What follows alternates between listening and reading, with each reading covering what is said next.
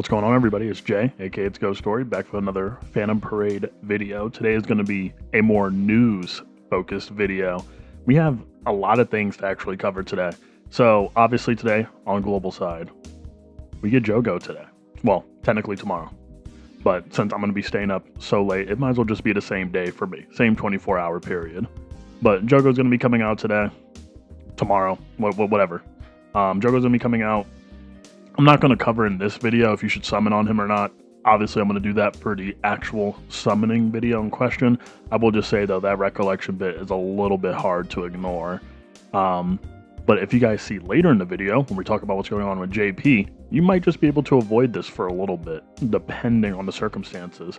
And obviously, we're getting a Grand Exorcism battle. I'm getting a map event, 2,920 cubes, 10 tickets, 200 Phantom medals, blah, blah, blah, blah, blah. Well, the average event stuff. Also, score battle for the people that really enjoy competing on the leaderboards for a score battle. I might try it myself since, I make content now.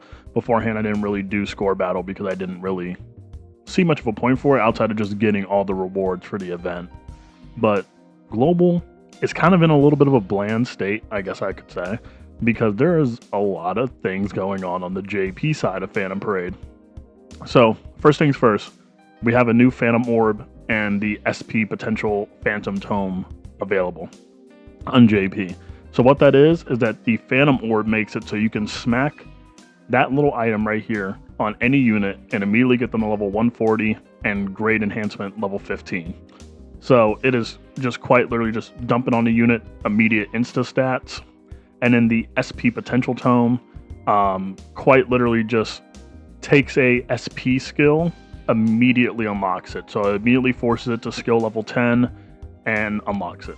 Now, if you're using your Phantom Orb on a unit that's already a little bit leveled and you just kind of want to skip ahead and just get them up, you will actually get refunded the items you did already use beforehand. So let's say if you have like a unit that's level 100 or like level 115 or level 40, all the items that you use to get that unit to that level will get refunded back to you and swapped of using the Phantom Orb to level them up. Which I think this is an amazing addition, because a lot of complaints that I've had and a lot of complaints that y'all have is that the grind in this game is very tedious. So these items kind of counteract the tedious grind that involves with leveling up units, especially when we're getting so many back-to-back limited units, and new players will obviously struggle maxing out their units or maxing out their carry units. So this is actually a phenomenal addition to the game for new and old players alike. So congrats on that. Then they have the lottery event going on with JP, which I'm not really paying attention to, all in all. They're getting the domain exploration event, which is something we're getting on the 30th of January, I believe, on global. So that's what we're getting. But this is actually coming to JP again. And then this is where kind of the heavy hitters on JP start hitting. So as you guys know previously, at least on my Discord server, we had this conversation where, gosh, how far do we have to scroll back? Hold on, guys, we're going to make it. Yep. So we had the Gojo and Shoko rerun banner, which everybody's like, oh my gosh, I got to swap over to JP. I got to get this. I got to get that. First things first, if you guys swapped over to JP because these two appeared, questionable to swap over to JP after anniversary already finished. And by the time these banners already came out, I'm pretty sure 0.2 Gojo also already left, or you only have like a day left. But guys, these rerun banners are going to come to global at some point. Swapping over to a different version of the game for rerun banners is a little crazy. But Nanami is making his return. I do want to get this unit to A1. And this is also a good opportunity for people to start saving cubes if they want to get him. Obviously, he's a limited unit. And I've shown in my videos just how beneficial he is overall to the red buff team in general. And then next we have Toji and Choso.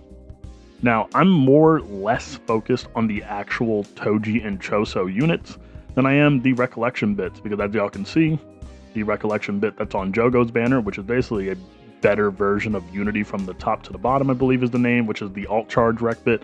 It's also on this banner featuring Cursed Spirit School. Something I don't have. But at the same time, I already have Choso A1. I don't think I need him any higher since I already cleared all of Tower. And I also don't need Toji. So I feel like if I were to like throw anything at these banners, it would just be for the sake of recollection bits.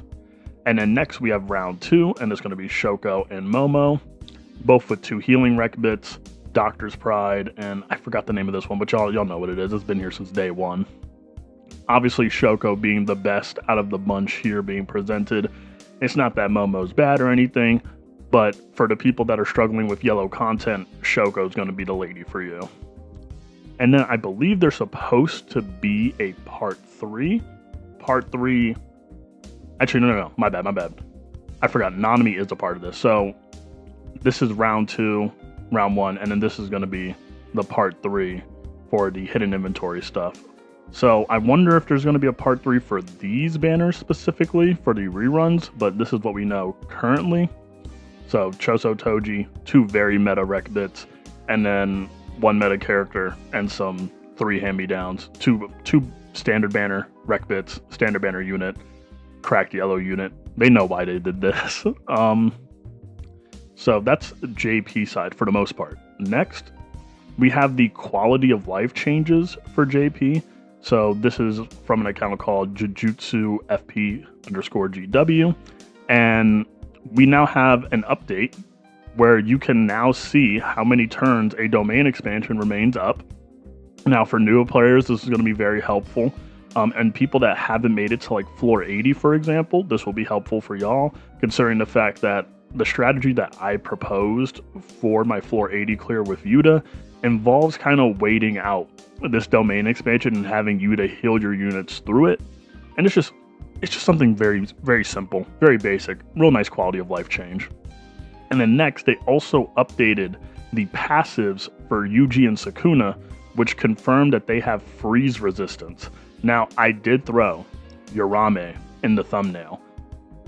Might seem a little bit clickbaity, but I feel like when it comes to these games and they just kind of add these things a little bit sneakily, there's a reason why. And I just feel like in the future, we're probably going to get a boss that uses the freeze mechanic. In fact, the Twitter post here even says like the 91st floor and above probably would have a boss that freezes. And it doesn't have to be Yorame. It could just be, I'm pretty sure the special event boss we had for our anniversary also had a freeze mechanic, I'm pretty sure.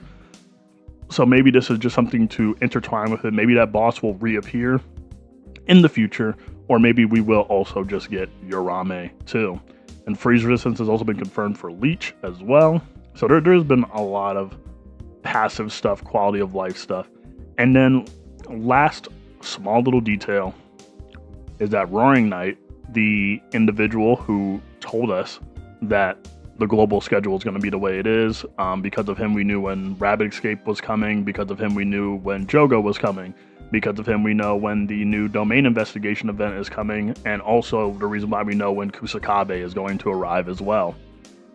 And they leaked a new character again. Now originally he was speaking about Yuta back then, because they did also kind of reveal a brand new Yuta model in game, and Roaring Knight has went into the files and they have NAOYA already as a login bonus character. So do not be surprised in the near future where we have NAOYA appearing, especially because the background battlefield is from a certain fight that I'm sure some of y'all will take note of when it occurs in the anime.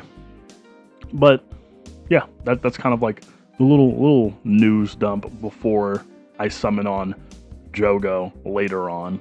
Let me know what you guys think. Are you guys going to save in anticipation for these future banners, these rerun banners that are coming from JP and potentially coming to global? Are you summoning on JOGO? Are you skipping JOGO? I feel like majority of y'all will be skipping. And what do you guys think? Do you guys think NAOYA is going to be the new character to release? You think it's going to be NAOYA? You think it's going to be Yuta? And how do you guys feel about the new freeze resistance being added? Do you guys think we're going to get a Yorame boss?